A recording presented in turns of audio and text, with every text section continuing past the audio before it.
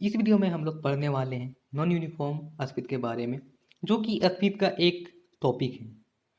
ये यदि आप लोग स्पीड पढ़े होंगे तो फिर आपको पता होगा कि स्पीड का कितना सब टॉपिक होता है। तो फिर उसी में से 4 सब टॉपिक में हम लोग सेकेंड सब टॉपिक आज पढ़ने वाले हैं, जो कि है नॉन यूनिफॉर्म स्पीड के बारे में।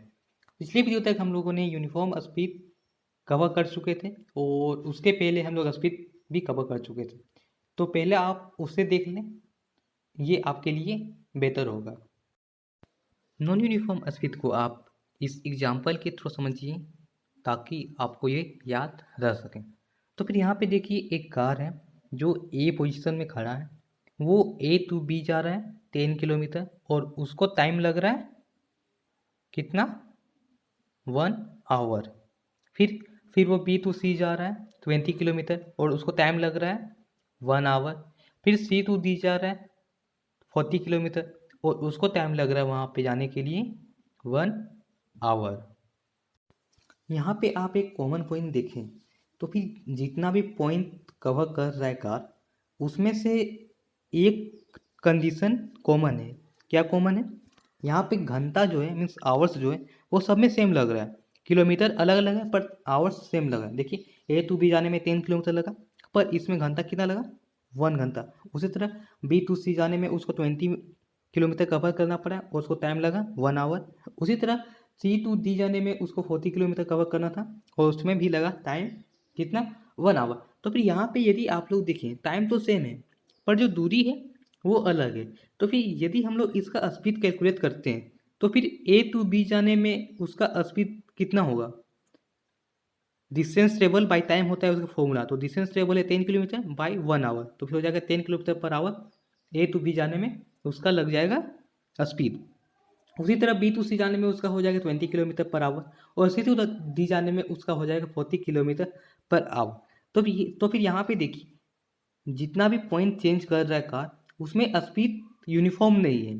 तो फिर इसको हम लोग बोल सकते हैं नॉन यूनिफॉर्म स्पीड, क्योंकि उसका जो स्पीड है वो यूनिफॉर्म नहीं है। वो डिस्टेंस अलग कवर कर रहा है पर वहाँ पे टाइम कम उसको लग रहा है। अब हम लोग इसका डेफिनेशन बना लेते हैं कि इसका डेफिनेशन किस होगा।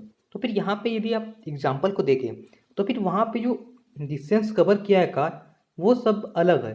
तो फिर हम लोग यहाँ पे लिख सकते हैं, if A moving body covers unequal distance. यहाँ पे आप यदि देखें कि यहाँ पे जितना भी डिस्टेंस कवर कर रहा है वो अनइक्वल है, तो फिर पहले आप लिख दीजिए कि क्या कवर कर रहा है। यहाँ पे मूविंग बॉडी कवर कर रहा है, तो फिर यहाँ पे हो जाएगा if A moving body covers unequal distance. Means यहाँ पे जितना भी डिस्टेंस कवर कर रहा है वो अनइक्वल है। और यहाँ पे हम लोग एक क्या मिला है कि उसका टाइम सेम लगा है। तो फिर हो जाएगा if a moving body covers unequal distance, उसके बाद इन इक्वल इंटरवल ऑफ टाइम।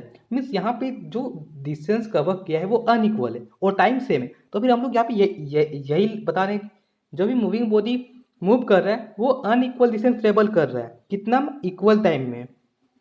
ठीक है। तो फिर यहाँ पे स्पीड क्या हो जाएगा, मीन्स आप पहले देखें कि अनइक्वल डिस्टेंस कवर कर रहा है इक्वल इंटरवल टाइम में। तो फिर इसके बाद हम लोग कंक्लूड में आकर कि जो भी स्पीड इसका होगा वो नॉन यूनिफॉर्म स्पीड होगा।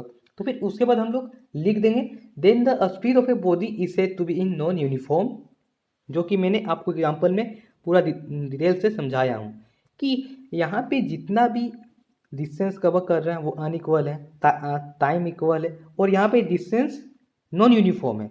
तो फिर उसी से आपको सेंटेंस बना लेना है, जो कि ये होगा, if a moving body covers if a moving body covers unequal distance in equal interval of time then the speed of a body is said to be in non uniform. समझ में आ गया? तो फिर यहाँ पे आप वेरिएबल स्पीड भी कर सकते हो। इसका एग्जाम्पल क्या होगा? इसका एग्जाम्पल होगा एक फ्री फॉल।